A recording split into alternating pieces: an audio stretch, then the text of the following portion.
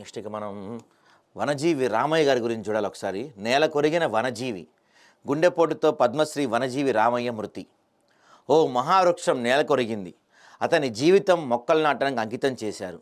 80 ఏళ్ల వయసులోనూ మొక్కలు నాటిన మహనీయుడు. ఇప్పటి వరకు కోటి మొక్కలు నాటిన పచ్చదనం ప్రియుడు, పర్యావరణ పరిరక్షణ ప్రేమికుడు.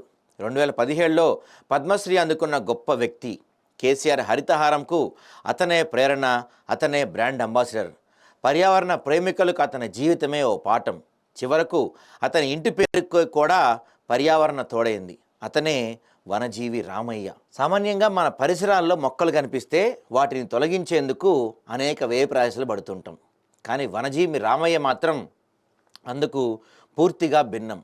ఎక్కడైనా ఖాళీ స్థలం కనిపిస్తే చాలు అక్కడ మొక్కలు నాటడమే లక్ష్యంగా పెట్టుకొని తన శేష జీవితం గడిపారు.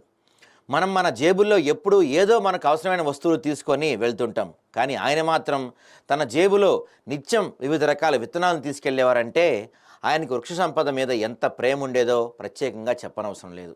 ఇలాంటి గొప్ప వ్యక్తి నేడు మన మధ్యలో లేకుండా పోయారు.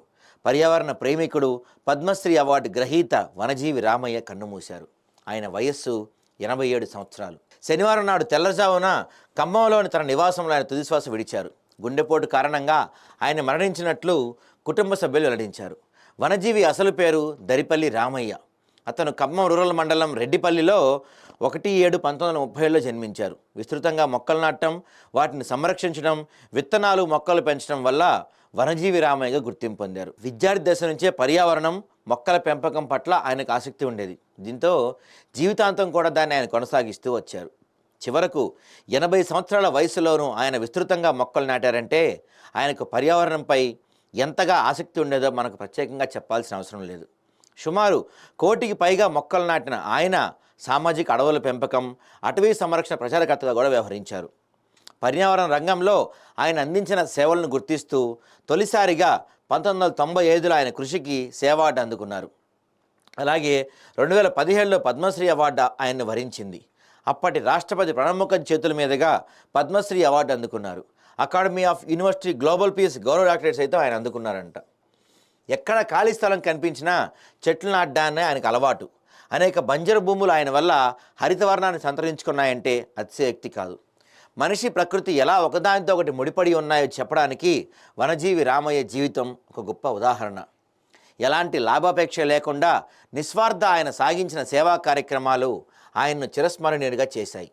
చివరకు ఆయన తన మనవలు, మనవరాళ్ళు చందన పుష్ప, హరిత లావణ్య, కబంధ పుష్ప, వనశ్రీ అనే మొక్కల పేర్లు పెట్టి పర్యావరణం పైన, మొక్కల పైన ఆయనకున్న చిత్తశుద్ధి, ప్రేమ చాటుకున్నారు.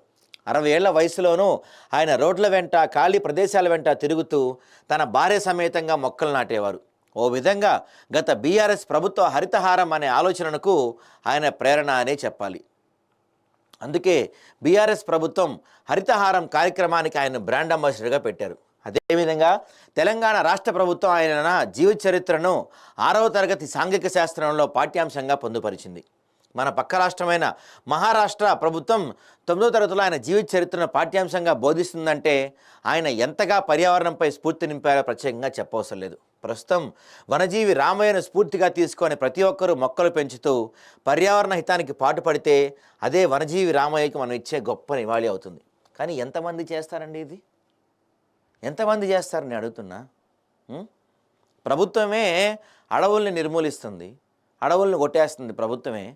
ఇక ఎవరు చేస్తారు ఇది? ఎవరికి ఇంట్రెస్ట్ ఉంటుంది? ఎవరికి వాళ్ళు మీ గుండెలపై చేసుకొని చెప్పండి. మీరు మీ జీవితకాలంలో, అంటే మీ జీవితకాలంలో పోనీ ఇప్పటి వరకు, ఈ రోజు వరకు మీరు ఎన్ని మొక్కలు నాటి ఉంటారండి? ఎన్ని మొక్కలు నాటి ఉంటారు మీ జీవితంలో? 10, 5? ఒక్క మొక్క నాటిన వాళ్ళు కూడా చాలామంది ఉంటారు తెలుసా? ఒక్క మొక్క. వీళ్ళందరూ కూడా ఈయన జీవితాన్ని ఆదర్శంగా తీసుకోవాలి ఖచ్చితంగా.